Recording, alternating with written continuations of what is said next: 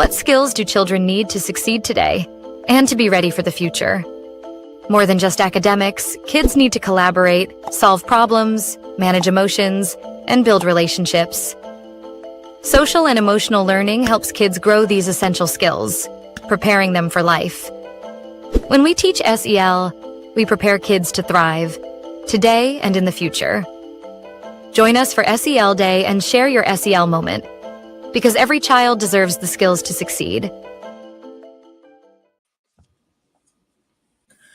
Well, good morning wherever you are, and happy SEL Day 2025. My name is David Adams, and I'm the co-founder of SEL Day and CEO of the Urban Assembly. And I'm so excited to have you all here today to talk about skills for the future so that young people can be ready, or skills for success so that young people can be ready for the future. We have a great lineup and summit here today. We have folks from across the world focusing on social and emotional learning, and of course, across our country. When I would take a moment right now, and I want to introduce our partner over at Steve Hartman. He is at CBS News, and he has a message for SEL Day Summit attendees. Let's hear from Steve. Hello, everyone. My name is Steve Hartman. I work for CBS News, and I wanted to give you my welcome to the 2025 SEL Day Summit. As some of you may know, last year, CBS News partnered with Character Counts to create kindness101.com, which is a free library of lesson plans centered around stories that I've found traveling on the road for CBS News, stories of kindness and character. But what I wanted to talk to you about today, I just wanted to share a very quick story about a guy that I met about 10 years ago. And this is how I kind of got introduced to the whole idea of SEL. His name was Chris Rosati. He had ALS and had just a few years to live. And the first thing he decided to do when he got his diagnosis was to steal a Krispy Kreme donut truck. His plan was to steal the truck, drive around and give away all the donuts. Fortunately, Krispy Kreme kind of found out about his plan, and they gave him the truck and the donuts. And so he and I went out and we gave away donuts for a day. It was a lot of fun. But I did several stories with Chris Rosati over the next few years, and they were all kind of centered on kids and teaching kindness and character. And one of the last things he told me before he died, we became pretty close. He sent me an email, and he said, I want to make sure I get it right. He said, teach a kid character and everything else falls into place. That's what it was. Teach a kid character and everything else falls into place. And I'll never forget that, because it rang so true. And now we know that. We have the data to back it up. This is what parents want more than reading, writing, and arithmetic. They want good, strong character. And I guess the moral of the story is you're doing the right thing. Chris Rosati knew it then. I know it now. You're doing really important work. So welcome to this summit, and I wish you the very best of luck, and just keep at it. Well, thank you, Steve. We appreciate that message very, very, very much. I want to turn this over to our SEL Day International co-sponsor, Josh Freeman, who is the CEO and co-founder of 6 Seconds, so he can give us a little bit of an international flavor for SEL Day. Josh? Well, I was thinking about when I first got involved in this work over 30 years ago. I was a classroom teacher, and there was a pioneering program called Self-Science, which was all about the science of yourself.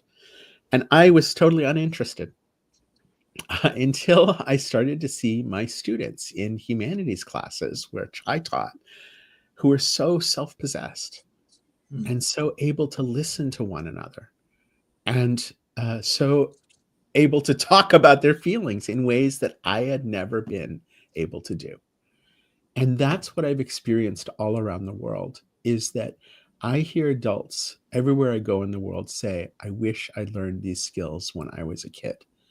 And that's why at 6 Seconds, we work with people in literally every country and territory to grow these skills. And over and over and over, when adults start learning about their own emotions, they say, I wish I'd learned this earlier. So let's make sure every kid has these skills so that they can have the awareness and the capacity to navigate life in school and beyond.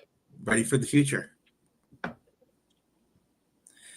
Well, let me turn it over to our second sponsor and partner and co-developer of SEL Day.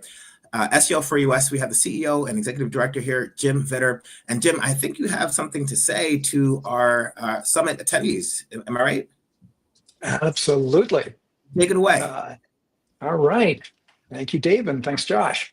So it's amazing that we have close to 3,000 people signed up for SEL Day this year, and from virtually every state in the United States and from all over the world. And if we take a look at our slides, we can see that this is SEL Day 2025, Skills for Success, Ready for the Future. And right now, viewing this stream live, we have folks from Portugal, we've got folks from New York City, we've got Bedford, Virginia, we've got Wisconsin, we've got folks in different places, we've got North Carolina, and we've got New Jersey. So go ahead and if you're watching this stream live, then go ahead and just type in the comments in the stream. Let us know where you're from. We would love to know where you're coming from here. And Maddie can show some of those up on the screen even as we go. We've got Japan here. We've got Colorado here. This is amazing. Fantastic. And there we go. Just incredible. All right, Massachusetts, where I'm from, we've got represented as well. And with Josh here, I know we've got California as well. Look at this. Brown. Yeah, Kuwait. All right, we've got Maine. Look at this. We've got Rhode Island, New Mexico, Columbus, Ohio. Hundreds of us are celebrating SEL Day. Yes, Taiwan is here. Across many, many time zones, we're getting together for this incredibly important celebration of social emotional learning. Particularly these days, when there are tensions in many parts of the world, the idea about developing relationship skills, developing emotion management skills, empathy, including empathy across lines of difference, so important. And boy, we've got Italy here as well, Texas in the United States. This is just incredible.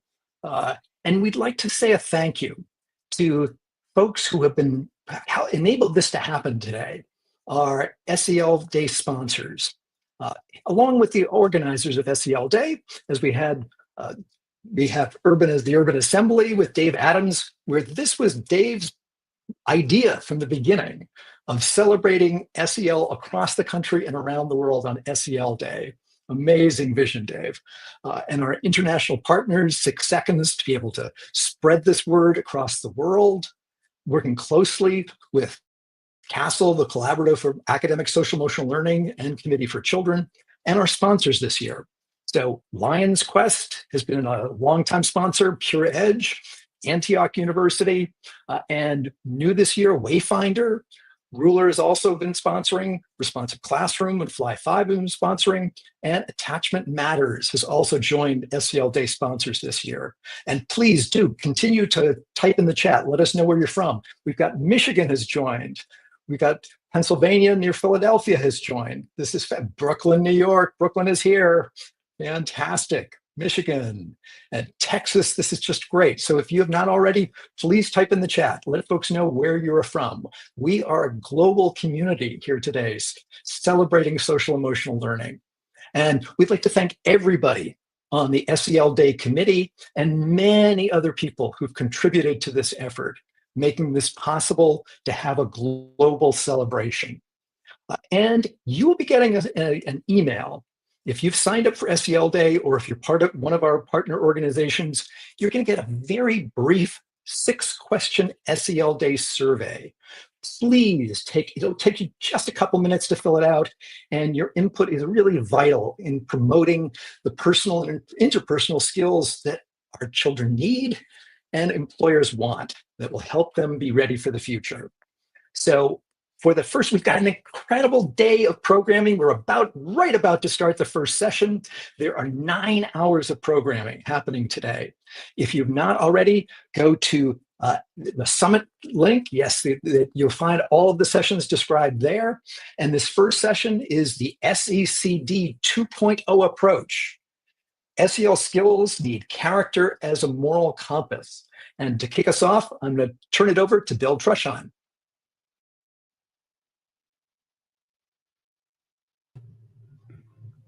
Thank you, Jim. We appreciate the intro, and looking forward to sharing some of our thoughts about the intersection of SEL and character education and how that plays out in schools. I think that's a very important point, and so we're happy to share that. And so I'd like to invite Maurice and Nathan on stage and put up our presentation, and we'll get started.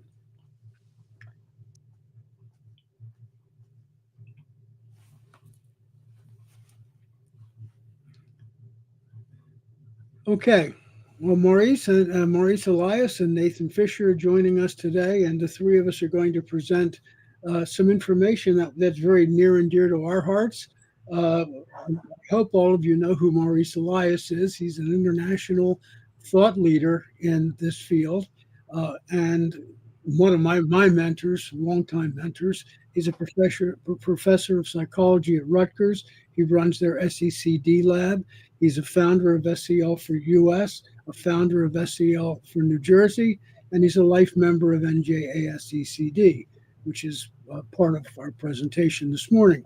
I'd also like to welcome Dr. Nathan Fisher. He's the superintendent of schools in Roselle, New Jersey, and he is his leadership has led Roselle to the heights of both social emotional learning as well as character education. And he'll have an opportunity to give you a little bit of perspective on that in a few minutes. So if we could have our slides up, that would be great.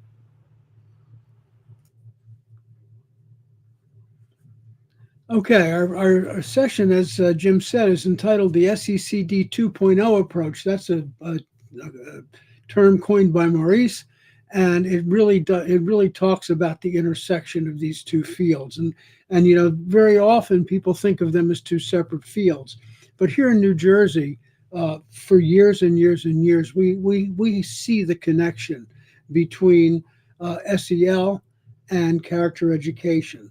And that's what we're going to talk about this morning. So our goals for today is to discuss that important connection, and then to look at some real world examples from Roselle, which Dr. Fisher will share with us. And we hope that you'll have some questions and your thoughts about what we have to present. What we're going to do today is we're going to start with a little bit of a nautical analogy, just to kind of guide our way of thinking about this. And if you look at this picture, this is a picture taken at the cut in Block Island, and it's a sailboat that's in the fog. And I thought about this picture, which I happened to take, when I saw this quote from Helen Keller. And Helen Keller says, "Have you ever been at sea in a dense fog when it seemed as if a tangible white darkness shut you in, and the great ship, tense and anxious, groped her way toward the shore with plummet and sounding line, and you waited with beating heart for something to happen? I was like that ship before my education began, only I was without the compass or sounding line, and no way of knowing how near the harbor was. Light, give me light, was the wordless cry of my soul, and the light of love shone on me at that very hour." Now, if you think about that quote, and you think about, I hope that everybody knows the story of Helen Keller, so I'm not going to get into that. But if you think about that quote, sometimes in school, there is somewhat of a fog with all of the challenges that you face in school. And so one of the things that we find that the connection with this quote is that finding a way out of that dense fog is the leader's job. And the leader navigates the school through that fog. And this really happens in connection with the culture and climate of the school, which is really the basis for success in school as an institution. And that goes for kids as well as all the adults in the school. And we find that school climate is improved when the leader commits to infusing SEL and SECD, social, emotional, and character development, which is really what we're talking about today in all aspects of the school, including academics. We always think about those connections. So what we're going to do this morning is we're going to talk about how that connection happens and how it works in the school, as I said before. So I'm going to turn it over now to Maurice, and he's going to talk a little bit about his nautical analogy about how all this fits together. So Maurice, it's over to you. Maurice, you're muted. A few minutes ago, we heard from Steve Hartman, who talked about the importance of teaching kindness. And he said that the key is teaching a kid character. And of course, from our perspective, teaching a kid character is vital, but it's not enough. And kindness is a good example. In order to do good in the world, kids need to have both a disposition, i.e., wanting to be kind, and they also need the skills to be kind. And what we've learned is even that is not enough. And when we think about what it means to prepare our kids for success for the future, we are now ready to be, if you will, more sophisticated. And so what we call SEL 2.0 involves social, emotional, and character development. And even that is something that we see now as broader than we did before. That we're talking about social, emotional learning, character development, school culture and climate, and culturally responsive education. This is the irreducible foundation of what we do when we're successful. And it starts by understanding that is, as you can see in the picture, the voyage of life depends on having skills, which are like the sails or the propellers that drive you forward in life. But the big question is, where are we going? What gives us direction? And it's our virtue and character. It's the rudder. And so we need our ship, if you will, to include both the forward movement of skills and the direction of character. But then where are we heading? Positive purpose. That we need our kids to have a sense of positive purpose. We need our schools to be communicating the importance and feasibility of a positive purpose. And all that in the right kind of climate. No matter how good the ship, no matter how strong the curriculum, if the climate is going to be filled with typhoons and hurricanes and shoals, the ship's not going to be successful in its sailing. Even if the crew is fantastic, it's rarely going to happen that the voyage is going to go well. And part of that climate is a culturally responsive climate, where everybody on that boat feels a sense of recognition, a sense of appreciation, and a sense of value. And so this is why we say social emotional learning makes your valued outcomes happen. And we need those valued outcomes to guide our journey. This has all been implicit in the SEL work that we've all been doing. Now we're just saying we've got to make it explicit and make sure that everyone knows about the importance of developing these 4 foundational elements. This is why we're talking about SEL 2.0. Can we go to the next slide, please, Bill? Okay.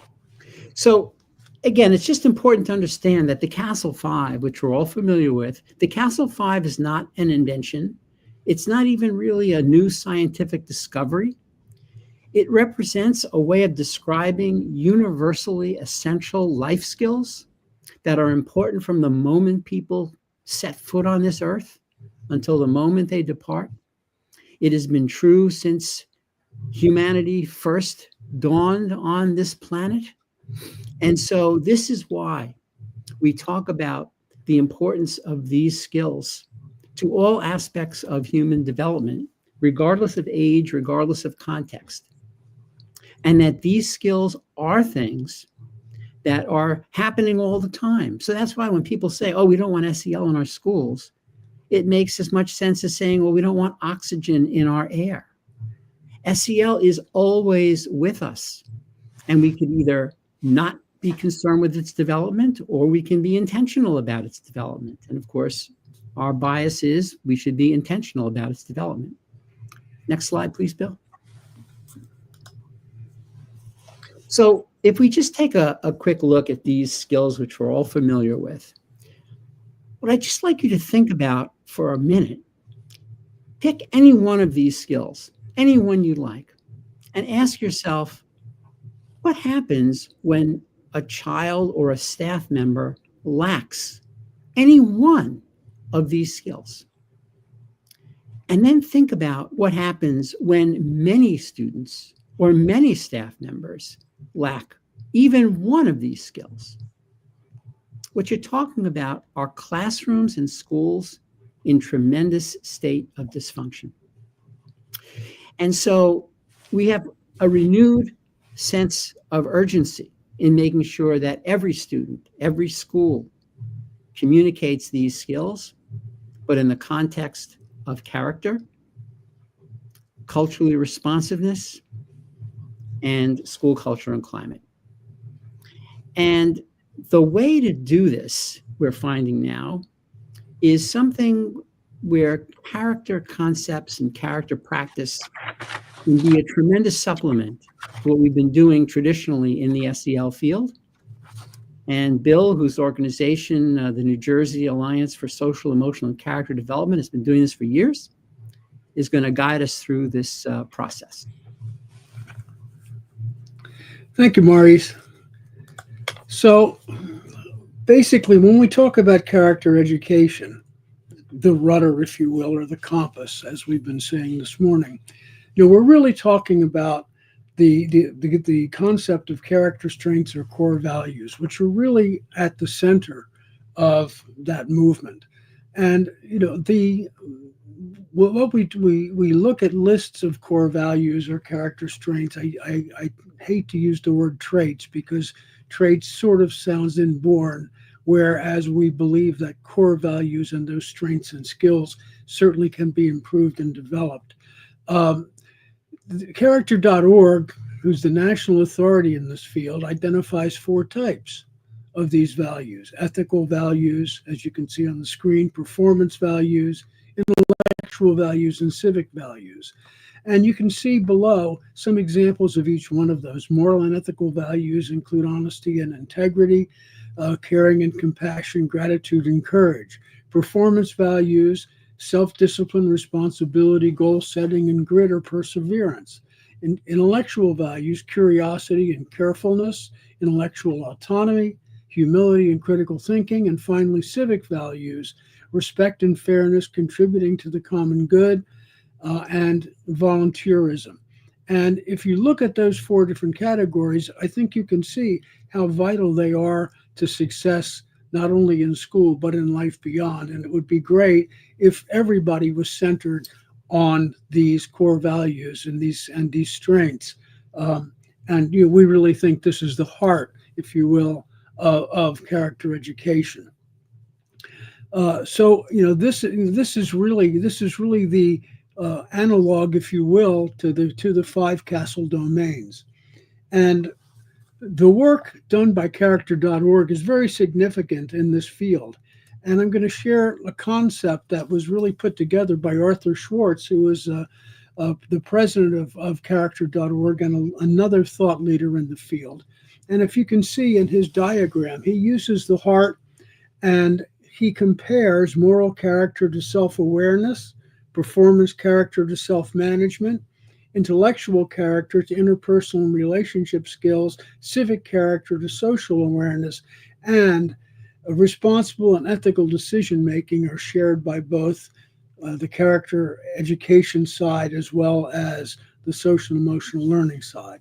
So this particular diagram is the short version of a longer document that's available from Character.org.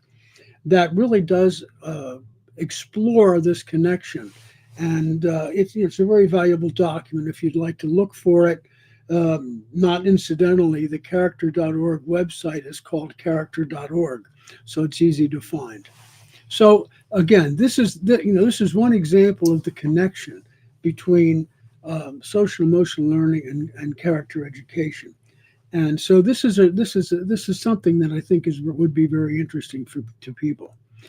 What I'm going to do is talk about an implementation example of how all this puts together. And so one of the ways that this SEL 2.0 or SECD, as we like to call it, can manifest itself in schools is through the schools using this 11 principles framework, which is again a publication of character.org. And what it does is it really takes schools through a roadmap, if you will, of how this can play out in the school. And it's a very, very valuable framework.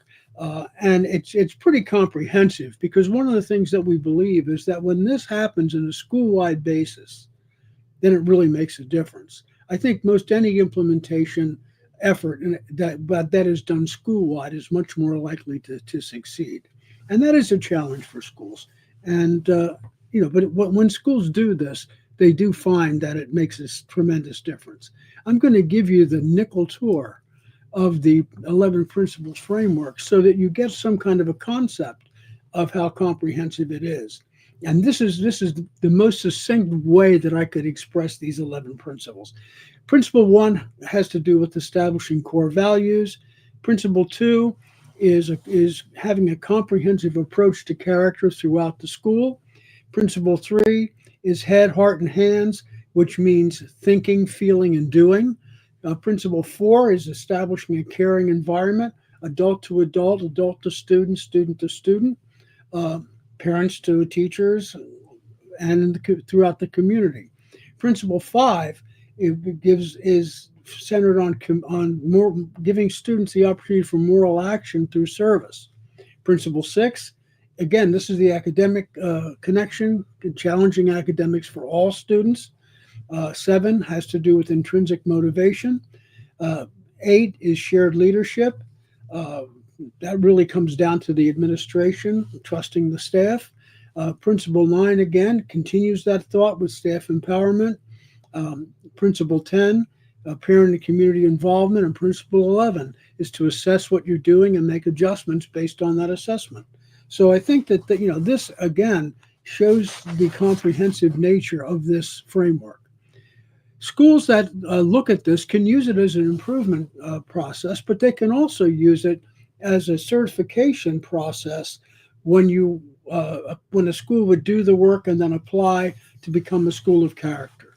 And this includes a rigorous review by the school itself in terms of a self-study of what's going on in the school. It then extends to writing an application, and that application is reviewed at first at the state level by a team of scorers. And schools that are successfully become a state school of character then have the option to become a national school of character. And that is a more rigorous site visit by national evaluators who really get a view of what's going on in the school. This process is available to all schools, public, private, and charter. And certainly we believe in New Jersey, and we believe that through character.org across the country, that we would love to have every school in the nation be a school of character. But we do understand that we need to do that one school at a time. And what I'm going to do now is I'm going to turn this over to someone who has done this work in his schools, as a teacher, as a principal, and now as a superintendent of schools. A perfect example of leading for SECD. And I'd like to turn it over to Dr. Nathan Fisher from the Roselle Public Schools, and he's going to tell you a little bit more about how this actually plays out in his schools, several of which are state and national schools of character. So Nathan, please share your wisdom with us. Thank you, Bill. And again, thank you, Maurice. Certainly, you guys have established some strong foundation of this conversation today. For those who are out there, welcome to this SEL Day 2025. But I certainly, on behalf of the Roselle Public School District, bring greetings. I often think about the true measure of a school district and not necessarily being focused all on test scores and other forms of data, but certainly on the strength of the emotional intelligence that we embed in our students. And as we continue to feed them, as we prepare them to be very productive citizens, part of my work is really centered around preparing our scholars for being resilient, ethical leaders, and skills that go well beyond the academics. I'm a firm believer that, we have to develop very compassionate, responsible young people, because life certainly deals a lot of complexities that they'll be faced with. And this is why I believe that social emotional learning and character education together, to me, is just not an add-on. It's not an add-on. They're very essential to help us thrive in our school community. I want to encourage people out there to really think about, how your districts embrace SEL and character ed as fostering an environment where all students can be seen, valued, and really empowered. Student voice and choice is so tremendous, as we heard through our presenters thus far. I do want to identify that we strongly promote a space of respect, kindness, where kids can persevere. Those skills are just as important as our math, science, our reading, and all those core courses. Those are the things that I believe preparing for college careers in life. And the Roselle School District, as an example, one of the things we try to do is ensure that we embed, those character traits and SEL components and frameworks within our mission and our vision of the district. And I think that's what we've been very impactful in that regard, because we certainly follow the research, and it certainly shows that any SEL initiative improves academic performance. We've seen it reduce behavioral issues across our schools, and we've seen a balance in the emotional well-being of our students. So I bring these types of perspectives because I believe it works. It certainly works. It's not an option. It's not something that you add on and just simply engage in. Through our district's work, we have embedded SEL work in our daily instruction. It's not a standalone program. It's certainly moving into all these core academic areas where we certainly we embed empathy. Empathy starts the day often. We certainly begin our days with teaching responsibility and decision making. So it's been embedded in discussions, projects, collaborative problem solving, and just a host of activities across the district. I'd like to speak to the fact that, I was at one of the elementary schools the other day, and they began their day with their morning meeting, which really was exciting for the kids because they had an opportunity to have their voices heard. Those types of experiences for kids is something that I believe fosters an environment where kids feel comfortable. They allow their emotional regulation to elevate. We've done some things across the district where we've created monthly character trait themes. And those things for me are important because you get to see how these traits are aligned to the core values of the school district. These themes are displayed in just about all aspects of our school environments. Certainly when I'm visiting schools and I'm looking across bulletin boards or visiting classrooms, those things are echoed across those classrooms and the school buildings. I'm excited to know that across the district, we are pushing peer mentoring programs where we're seeing our older students working with our younger students. But most recently, one of the highlights we had an opportunity for our student government across all 7 schools who had a sort of a student government summit, where they had an opportunity to come together from the youngest to the oldest and talk about issues that are impacting them personally at their respective schools. So those are just a quick snapshot of those types of programs. But we also engage those same scholars into activities that get them connected with their community. Community service projects that have ranged from everything from locally to dealing with national issues, such as the wildfires out in California. So we've really had children really engaging in those types of experiences, but we also realize that those are the types of systems that give us a deeper understanding of social responsibility that each of the students carries. Again, if I could talk about the advisory sessions that we have for not only for students, but also for our staff and families. we do believe it's important that we have all levels of the organization engaged in understanding what SEL truly means and how we can engage this across our practice across the district. So I just bring that particular snapshot of what we've done thus far.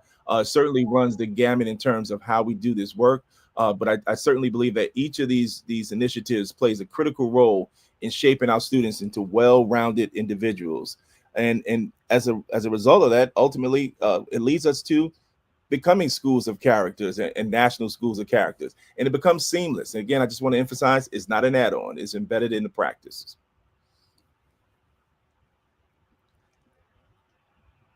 And if I could just share another, I'm very excited. And as I always tell groups that I have conversations with, we're celebrating SEL Day and SEL Week across the district. And as I tell everyone, and I'm very excited, my backdrop on this video really highlights that SEL is a part of everything. Every time we say the word Roselle, SEL is right smack in the middle of everything we do. So we certainly utilize this as an opportunity to ensure that we pour into our students, because it's our goal to ensure that everyone leaves the Roselle Public School District not just with the knowledge they need to succeed academically, but the character and social emotional intelligence that we believe will serve them for a lifetime.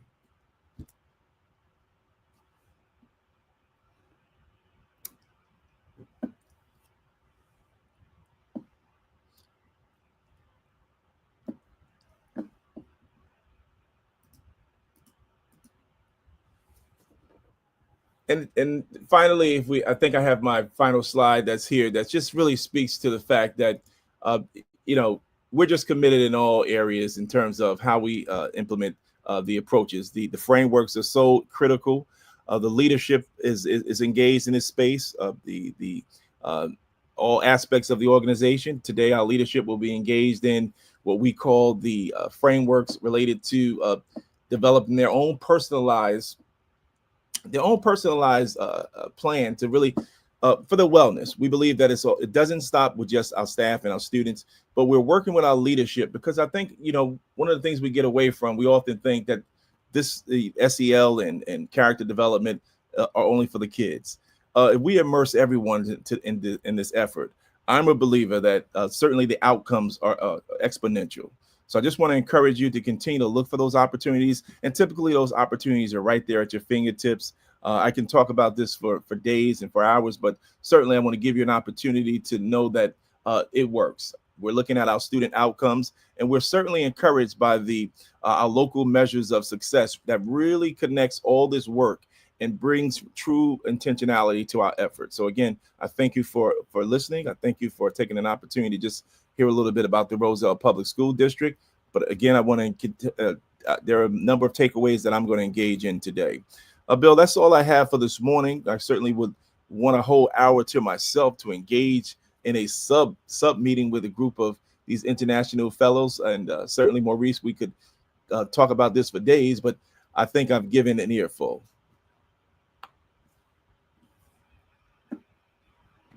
Well, thank you, Nathan, for giving us this snapshot of what's happening in the Roselle schools. And we can see from your backdrop that that SEL is in the center of the Roselle School District. And you as a leader, that is your work, and we certainly respect the leadership job that you've done.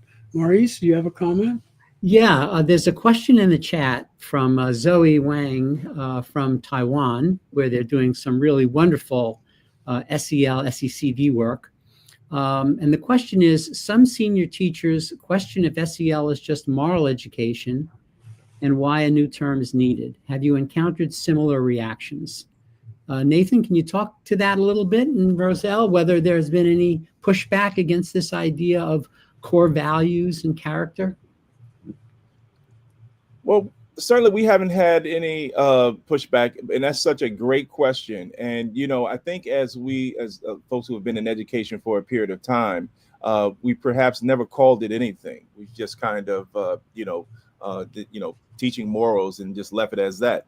But I think what this work has done, it has really defined it and gave it true meaning. And as I mentioned earlier, this is not standalone work. This is embedded in the practice that we do day to day. So certainly these are the things that we pour into our youngsters, because again, ultimately those youngsters become adults. So we haven't gotten any pushback other than the fact that, I think it's just needed. It doesn't there's no pressure. I just find it not being pressured is simply an opportunity for us to make connectivity to these frameworks that really have a true meaning and value in our educational space. So I have another question from Maurice Elias in New Jersey, and that is, can you share a little bit about how you introduced the schools of character concept to your schools? How did you present it to them, or how did it come up that got folks started? Because you've got 3 schools of character in Roselle, right? That is correct. So how we introduced it, one of our, actually 2 of our elementary schools had gone to one of the conferences, the NJ conference, and it was just an opportunity that was hearing about the great work that was happening in the area of character ed, and 2 schools did a little research and decided to make a decision to apply for schools of character. And certainly that first time application, they didn't necessarily get designation as a school of character.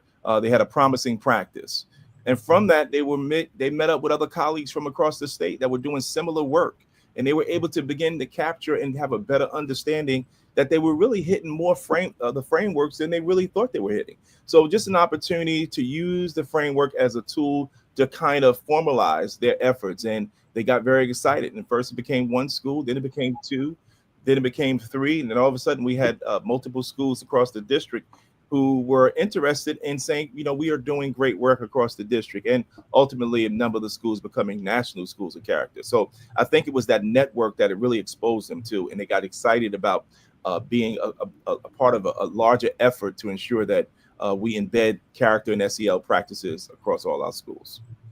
Yeah, I think it's such an important point that it's a hard journey for schools to undertake on their own. And when they connect with other schools that are going down that same path, or maybe further down the path, it can be tremendously supportive.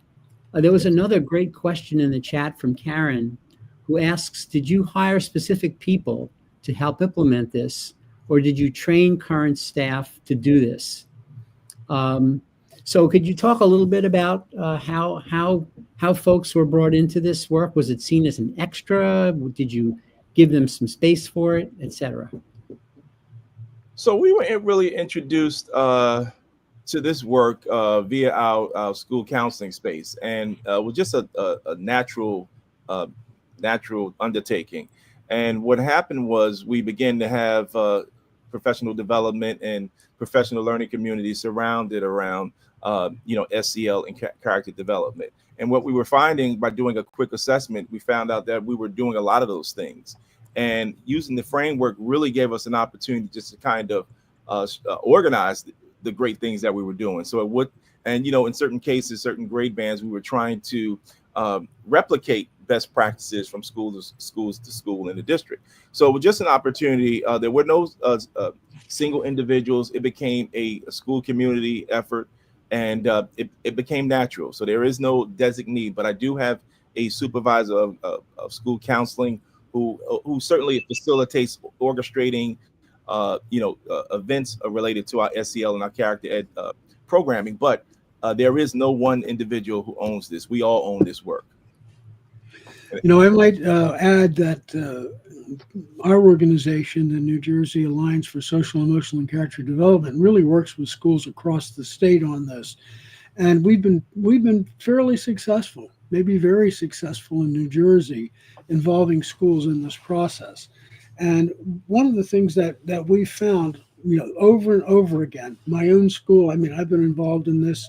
My school was honored in 2005, so that's 20 years ago. And, so I've been doing this work for 20 years. Maurice has been doing it a lot longer than I. And, one of the things that we find is that when schools embark on this process, first of all, they find that they're doing a lot of this stuff already, because social, emotional, and character development, these skills and domains and abilities this isn't rocket science in its own way. I mean, people do it intuitively in classrooms. Good teachers are already doing these things, and part of the process. And I think Nathan was alluding to this a little earlier. Part of the process is to have a look at your own school and see what's going on already, and the whole idea of being able to formalize what you're doing, and make it something that that you're really truly recognizing, and instead of these activities and lesson plans and behaviors that are just happening in different places around the school. When enough of those things start to happen, then it becomes the norm of the school. And I think that's also what Nathan is talking about with all of the schools in Roselle, that these have now become so ingrained in most of the schools that it's becoming the norm for all of the schools. And I can name quite a few districts in New Jersey where the process that's underway in Roselle has led to every school become a school of character in a district. And that is because when one school sees one of the other schools in the district do the work, and they hear the success stories, and the people from that school become the champions, in addition to the administrators like Nathan, then everybody gets on, and it really does become the norm of what's expected in a district. I know I can mention 3 districts right off the top of my head where it is an expectation that every 5 years, every school will not only be a school of character, but will recertify as a school of character. And it's become so important and ingrained that it really does affect the culture and climate, then the thinking of everyone in the school as well as the community. And Bill, if I can just interrupt you, we've got about a minute and a half left. Yep. I think it would be good to put up the next to last slide and then the contact information slide. Sure, absolutely. Can we have the slides, Maddie?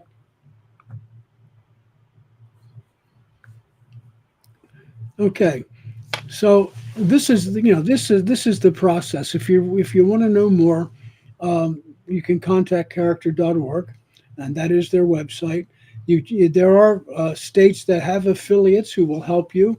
That list of states is here. If you're in a state that doesn't have one, you can always talk to character.org about an interest in creating one. If you're in New Jersey, you can contact NJASECD, and we will help you on this journey. And this journey could be an improvement process based on the 11 principles, as I mentioned, or it could be a concerted effort to apply to become a state and national school of character. Just to give you a quick idea about the timelines, the School of Character application is due in usually the beginning of November. So that would be something, if you're interested in next year's cycle, that would be something you should start thinking about now. And there are promising practices. That is in March. Bill, can you put up the contact information slide? I just want to acknowledge the fact that David and Paula and other people have wonderful questions in the chat that we can't get to. But if you pose those questions to Nathan, to Bill, or to me at our contact emails, we'd be more than happy to respond. And you can certainly get further information and resources at the SEL for NJ and NJAS SECD websites. Well, finally, I'd like to thank all of you for being part of our presentation this morning. I hope that it's made sense to you. I hope that it's piqued your interest if you're not already doing this work, and that you will decide to take a serious look at what embedding social emotional learning and character education can do for your school. The 3 of us are believers.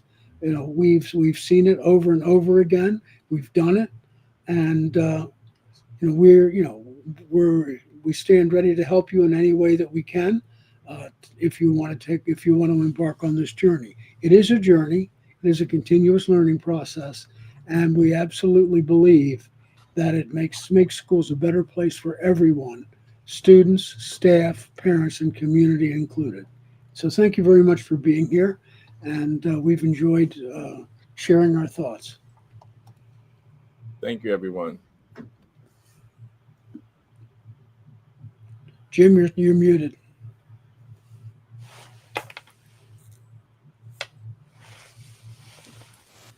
Indeed. Thank you so much, Dr. Fisher, Dr. Elias, Dr. Tresheim, for this really useful information. You can see by the number of questions and comments in the chat how engaged folks were around this topic, around SECD 2.0. So thank you very much to the three of you. You're most And welcome. We for others- appreciate it being here. Thank you. Yep. And as we say goodbye to our speakers for this section, we will be welcoming a new group of speakers to the next session that's going to be coming up in just 10 minutes. So please join that session on unlocking potential, collaborative strategies for future-ready skills in education. And we have sessions going all the way through the day today. So we hope you will be with us for many of those sessions and continue to celebrate SEL Day 2025.